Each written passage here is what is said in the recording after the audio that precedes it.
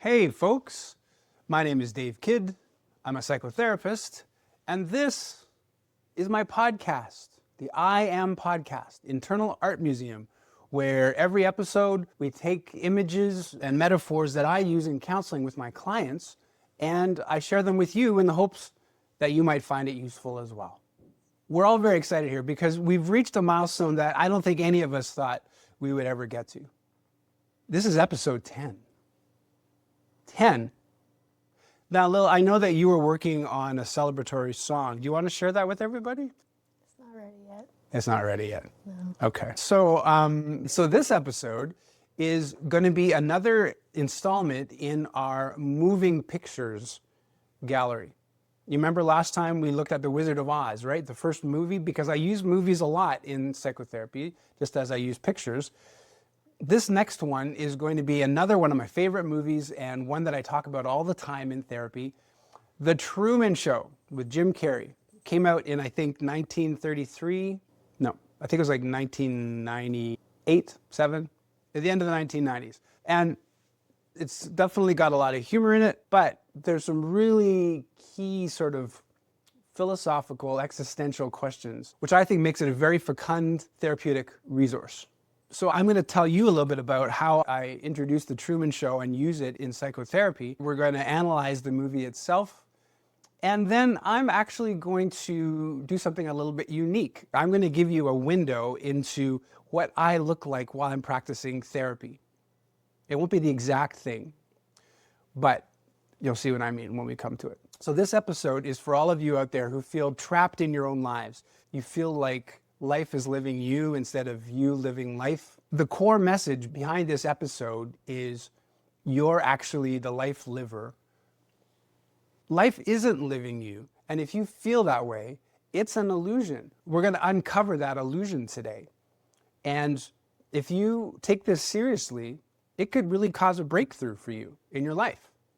It's done so for my clients, and I think it can do so for you as well. So what I'm going to do today is I'm going to ask you to picture yourself as the main character in a reality TV show that you don't even know you're in. Let's explore.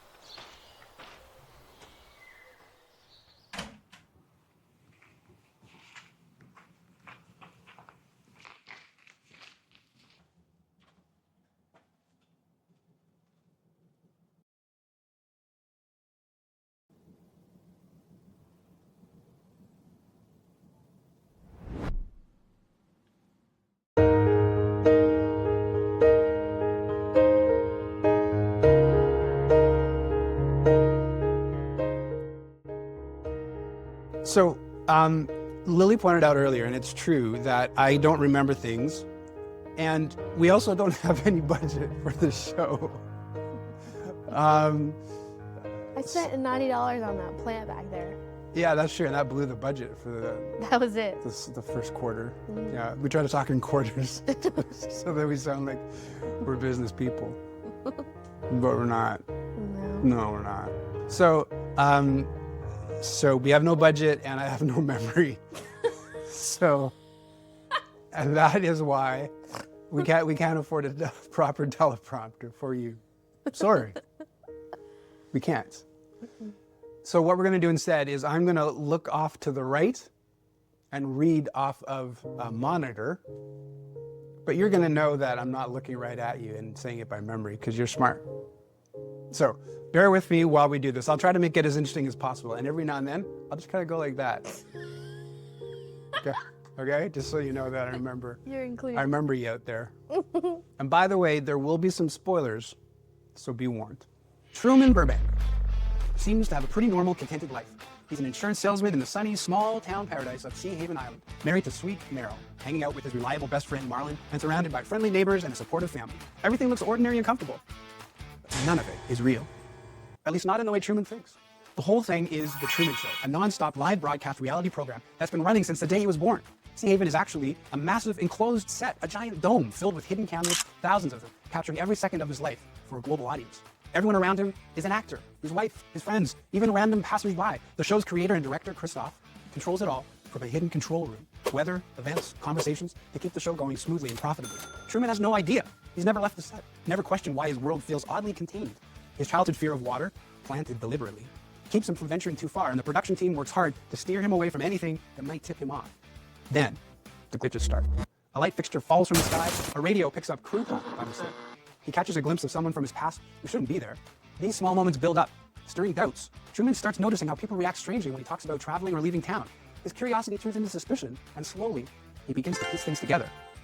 As he pushes harder to break free, testing boundaries, chasing answers, the show ramps up the interference, staged crises, emotional pleas, anything to keep him inside. Christoph watches it all unfold, torn between protecting his creation and letting the story play out. Finally, Truman decides to escape by boat, overcoming his engineered fear of water. Christoph unleashes a massive artificial storm to stop him, nearly drowning him in the process. But Truman holds on, sails through it, and reaches the edge of the dome, climbs the stairs to the exit door painted like the sky, touches the wall in quiet realization, and hears Christoph speak to him directly through hidden speakers, revealing the truth, introducing himself as the show's creator, and even trying one last time to convince Truman to stay, arguing the outside world has no more truth than the one he's known. Truman asks if anything in his life was real. Christoph replies that he himself was real, and that's what made the show so compelling. After a long pause, Truman delivers his signature line one last time. In case I don't see ya, good afternoon, good evening, and good night. Bows politely to the invisible audience, steps to the door into darkness, and walks into the real world. That's The Truman Show. It's a pretty cool movie. So that's what The Truman Show is all about, and that's what this picture is all about. It's one of those iconic still shots from the movie. It's Truman standing at the top of this invisible staircase where Truman is about to leave his life of illusion and move into the real world. And you guys probably already know this by now, but my lovely daughter, Lily, did it. And she did an amazing job. Last time I said that she usually knocks it out of the park, which is kind of a backhanded compliment. I didn't even realize I did that. She always knocks it out of the park. Always. Thanks. Yeah. And, did you hear that though when you were editing? I was like, usually. She always knocks it out of the park, and she does it again today. Amazing stuff. Thank you, Lo. Anytime. Okay. Next Thursday? So now you're going to hear about how I used this Truman Show movie in therapy with actual clients to help them expose the illusions that are keeping them trapped and ultimately leading them to escape those illusions. So we've already encountered a few strategies of our problem villains. Remember we talked in episode 2, always coming back to episode 2, how life is like a movie. In movies, there's a villain. If our life is the movie, who's the villain? It's the problem villain. And everybody's got different problem villains, right? So we've talked about some common strategies that these problem villains use. One of them was shown through The Wizard of Oz, our last moving picture episode. So the Wizard of Oz claimed authority, right? Created this illusion where he was this little old man with a microphone, but he made himself seem like this all-powerful, all-knowing wizard. And through that illusion, he bent people to his will, and he made you believe that you had to listen to him. You didn't have any choice. So that's a common strategy of problem villains. But The Truman Show exposes another common strategy of our problem villains. If we look at the role of the director and imagine that our problem villain is like the director here, the director of The Truman Show was invisible through most of the movie. Truman had no idea there was a director. He had no idea there was a TV show. He had no idea he was the main character in his TV show. He didn't know that there was an illusion at all. So the problem villain also sometimes tries to create an entire alternate reality for us, making us believe that we're a certain way and that the world's a certain way and that people are a certain way and that our history was a certain way and that our future will be a certain way. And this reality looks so convincing that we just settle in because we don't even realize there's a choice. That makes the villain incredibly powerful until you start seeing through that illusion. So the first step in dealing with this is realizing that you're in an illusion. And that is a huge mind. Yeah, that made Lily's eyebrows rise. I saw your eyes, little eyebrows go up. They're still up. No, now they're down. But entertaining the idea that you're living in this illusion is just such a mind-boggling thing. It's hard to entertain. It's so dislocating and confusing and uncomfortable. Taking that first step of saying, maybe this is an illusion, it's really hard. It takes courage to do that. But if you find the strength, you'll be rewarded by eventually finding your way to reality and an authentic life. In therapy, I gently nudge clients towards this possibility that their problem villain may be creating this alternate reality for them. And even though it's dislocating and uncomfortable, it also provides a lot of hope. How do you start realizing that you're living in an illusion? Well, you look around. You look around you for clues. Truman started doing this. He didn't have a therapist, and so he didn't have anybody saying, maybe you're living in an alternate reality.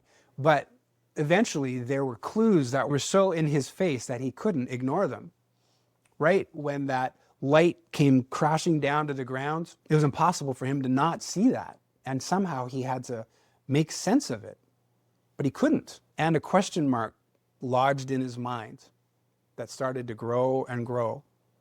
So in therapy, I want to put that question mark in your mind, and then I want to encourage it to grow and grow and grow as you and I look for all the things that don't fit with this alternate reality that you may be living in. Just for your information, this idea really is borrowed from narrative therapy, where they look for these things called sparkling moments. So in narrative therapy, you start off by identifying somebody's problem narrative. So there's a story that's being written for each of us. And that story is how we understand life. For me, part of my story was that I was horrible at math. It developed pretty quickly. You know, I remember as far back as grade 3, I just knew that I was bad at math. I don't know how the story developed, but it became so strong that it was just reality. I didn't see it as a story. I just saw it as reality. And it became this problem narrative where you're not good at math. You're going to fail that exam. Sorry, I get a little choked up. You're not good at math. You're going to fail that exam. What the heck? The emotions are just so strong. I don't know what to do. Okay, so we'll try this again. So this narrative that had been written that I was bad at math, it was so strong that I knew I was going to fail this exam. People were going to laugh at me when I tried to answer questions in class. And so it rooted itself. And it was years before I began to think, maybe this isn't true. Maybe it's an illusion. And another FYI, by the time I got to the end of high school, I took my last math class, and I actually did quite well at it. I took a year off where I didn't have any math, and so I came at it fresh, and maybe that helped me see that possibly this is an illusion. And sure enough, it kind of was. I was able to do a lot better at that course without that narrative in my mind. So narrative therapy talks about these problem narratives that get written for you. But what you do in narrative therapy is you start looking for instances that don't fit with that problem narrative. They call them sparkling moments, right? So if the problem narrative is like a night sky, the sparkling moments are the stars in the night sky. And they're always there. So if my therapist was a narrative therapist and they wanted to challenge this narrative that I was bad at math, they would ask me to look through my history, through my past, to see if there were times when I actually acted in a way that didn't fit with that story, times when I actually succeeded in math. And then they gradually start to stitch these sparkling moments together to form a new narrative, a new story. When you start looking for these clues that maybe your reality is an alternate reality created by this problem villain, you're going to do the same thing. You're going to start looking for these sparkling moments, things that just don't fit. And once you start looking, you'll see them all over the place. It'll be harder and harder for you to buy the fact that this alternate reality is true. The other thing that's really key regarding Truman's usefulness in therapy is how close the real world is from the illusion. So, Truman is standing at the doorway. The top of the staircase is the edge of the illusion, and on the other side of the door is reality. That's how close reality is. You don't have to build an alternate world. You just have to walk through that door, and reality is waiting there for you. A lot of clients don't see that or believe that. They believe in order for me to embrace a new me, I've got to build a new me. But if the reality that you've been living in is an illusion and the real world awaits, it's just a few inches away. The main impediment is your belief. So it takes a lot of strength and courage to leave the illusion behind. Your problem villain, the director in the Truman movie, is trying to tempt you back into the illusion by playing on all your vulnerabilities. So maybe it knows that you have social anxiety, and it says, if you go out into that real world, you'll be flooded with real people that you're going to have to interact with all the time. Whereas in this safe little world that I've created for you, you've got your core group of people that you meet every day, and you don't have to worry about meeting new people. That's powerful, right? And pretty sneaky, but that's how our problem villains operate. The director, your problem villain, will also try to put obstacles in your way of finding the truth. You see this in the Truman Show all throughout, where the director changes weather patterns to keep Truman from finding the truth. You remember so if you watch the movie, there's this one scene where Truman deviates from his regular path in daily life and runs into a hotel lobby. But because it's a set and he's not supposed to be there, nobody on set is prepared for him to be there. And you see through these elevator doors that there's just a concrete wall behind the elevator doors because they're fake. So the director has to try to get the extras to come and get in Truman's way so that he doesn't see this reality. It's another example of how the problem villain puts obstacles in your way to keep you from finding out about this new reality, this real reality. Also, another way the director tries to suck you back into this alternate reality is to make you think that you need it. Kind of like the Wizard of Oz here, right? But the director in the movie, you hear him say, I've been looking after you and taking care of you your whole life. How are you going to survive out there in the real world without me? He wants Truman to feel that fear and relax back into the comfort of this illusion. So I thought maybe we could use Grok's AI to give you a sense of how I might incorporate this idea of the Truman Show and the illusion into a real counseling conversation. I'm going to get Grok to work with me on this and create a role play. Grok's going to be Dylan, a 28-year-old young guy who feels like a failure, who feels like life has nothing to offer him, even though he's a really smart, funny guy. And you'll see a little bit of how I might actually use these concepts in a real counseling setting. So here goes. Okay, so Dylan, thanks for coming in today. I'm interested to hear about what's been going on with you. Tell me a little bit about what's brought you in and how I might be able to help out. I don't know. It's just like I wake up every day and I know I'm a disappointment to everyone. I had this big plan, like big. I was gonna be somebody, but school was hard and I just kept failing.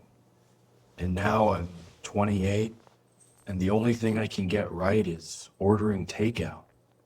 How long have you felt like that for? Like, ever since I could spell the word failure. Maybe longer. I remember being 8 and my dad telling me I'm not living up to my potential. been downhill ever since. Do your parents put any pressure on you as you were growing up? Oh, yeah. They wanted me to be a doctor or a lawyer or whatever the hell you're so smart, Dylan. Just apply yourself. Turns out I'm just smart enough to know how stupid I am. And that's the worst part. Was there a time in your life, even earlier, where you didn't feel like that, where you felt a little bit more positive about things? Maybe. Like kindergarten, I had this finger painting thing where the teacher said it was abstract genius. I believed her for about 2 hours. Then my mom came home and said, "That's not how you draw a tree, Dylan." And that was that. So, Dylan, something that I like to do is I like to see people's lives like a movie. And in movies, there's often a villain. So if there's a villain in our life movie, who's that going to be? I think it's the problem. I like to personify the problem and make that the villain. So as we're trying to figure out who the problem villain might be in your life, it sounds as though this lack of confidence is a big thing. Maybe we could call it like the low confidence villain. What would you think about that? Yeah, low confidence villain sounds like a Marvel character nobody wants. But yeah, it's always there, whispering, "You can't do that." Kind of like that one uncle that gets drunk and tells you you're adopted. So tell me a little bit about how this low confidence villain has affected your life. It made me quit college after 2 weeks. It made me ghost every girl who ever liked me. It made me spend 5 years pretending to freelance while actually just playing video games and eating cereal. It's like, I'm the main character, but I never get off the couch. So it's really taken a lot of your power away. Yeah. Yeah. I mean, it's like I have superpowers, but I forgot the password to log in. And now I'm just a regular Joe with a cape and a dead battery. So if you could use your imagination to unlock that and figure out what your superpowers are or access those superpowers, what do you think they might be? Maybe I'm good at seeing patterns. Like I can spot the end of movies in the first 5 minutes. Or I can predict when my mom will sigh and say, "You're 28, Dylan." That's a superpower, right? Predictive disappointment. So does that mean you're kind of tuned in, you're good at tuning into signals from people, reading people? Yeah, I guess I can tell when someone's faking a smile or when they're about to ask. So, what do? I just smile back and say, "I'm a consultant," and watch their eyes glaze over. Powerful stuff. So I can hear a lot of bitterness and sort of you tuning out of life. You've just kind of had enough of the whole thing. Is that right? Yeah, I mean, why try? I can read the room. I know how this story ends. I'm the guy who gets friend zoned by life. So why even bother putting pants on? Sounds like you've got a good sense of humor. Yeah, well, if I don't laugh, I'm gonna cry.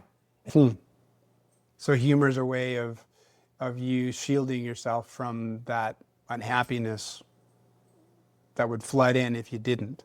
Yeah, if I stop joking, the sadness it creeps up like mold, and suddenly I'm 28 and still don't know how to use a washing machine. So yeah, it'll keep cracking jokes till I die, or get a job, whichever comes first. Is there anybody in your life that sees you differently, that sees your potential? You know how you sort of see yourself as a failure sometimes. Is there anybody in your life that sees you differently? My little sister, maybe. She still thinks I'm cool. Says, "Dylan, you're like a genius who just hasn't discovered his thing yet." And I don't have the heart to tell her that my thing is probably going to be professional disappointment.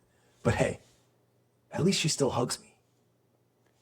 So if your sister was here and I asked her, what cool stuff do you see about your big brother, what would she say? Probably that I make the best grilled cheese, and that I let her win at Monopoly, and that I used to build these insane pillow forts where we'd pretend we were astronauts. She thinks I'm brave, because I once fought off a raccoon with a broom. But like, I'm not brave. I'm just too broke to move out, and too scared to let her down. Too scared to let her down. I mean, it sounds as though she means a lot to you. Yeah. She's the only one who still says, I love you, without the word but after it. Everyone else says, I love you, but you need to get a job, so I'd rather die than let her see me give up completely, even if that's exactly what I'm doing. So when there's somebody important enough to you, you're prepared to maybe do some big, hard things. Yeah, like, maybe I could get a job if I knew it was for her. But then I remember, she starts college next year, and I can't even afford to pay my phone bill. So what kind of big brother lets his little sister pay for her own textbooks because he's too busy being a cautionary tale? So I want to introduce another idea. We talked a little bit about this villain and how you can see your life as a movie with this low confidence villain. So there's strategies that these problem villains use, and one of them is kind of like what you'll find in the Truman Show. You ever seen the Truman Show movie? Yeah, I've seen it. I relate to Truman a little too much. Yeah, so here's the thing. The director in that movie, I think, is kind of like the problem villain in your life. The director wants you to believe in a specific reality, even when there's clues that maybe that reality isn't actually real. You know, so every time I try to get at a potential strength of yours, it's almost like the director in your Truman Show tries to get you to look the other way and get back to that reality like you're a failure. You notice that? Yeah. Every time I think, wait, maybe I can do this, some voice goes, nah, Dylan, you're delusional. So there's one person that believes in you, right? Your sister. And maybe she's able to see, maybe she's able to see through that illusion even when you can't. Is that possible? Yeah, she probably is. She's smarter than me anyway. Always has been. She just hasn't learned to be cynical yet. Maybe that's why she thinks I can be saved. Poor kid. Still believes in happy endings. It's funny. There was some tenderness in the beginning there, and then by the end, it's like you got sucked back into the illusion by the director. Did you see that? Yeah. I get a little soft. Then the director hits me with a flashback of my last job interview, where I walked out midway because I thought the receptionist was laughing at me.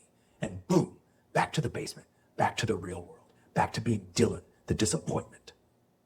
So maybe there's a way to use your sister's positive energy to see through this illusion. Like, do you think it might be possible that this is actually an illusion? Your feelings of failure that gloss over your strengths that your sister sees. Do you think maybe that might be an illusion, just like Truman was in an illusion? Maybe, but illusions are comfy. Like, this failure blanket is warm.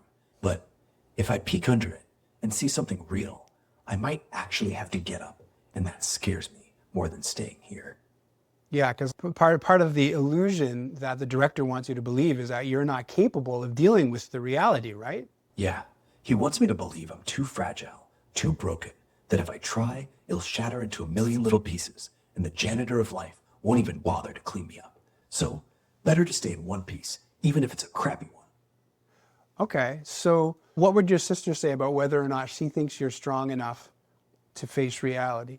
She'd probably say, Dylan, you fought off a raccoon with a broom. You're basically Rambo. And then hug me so hard, I'd believe it for a second.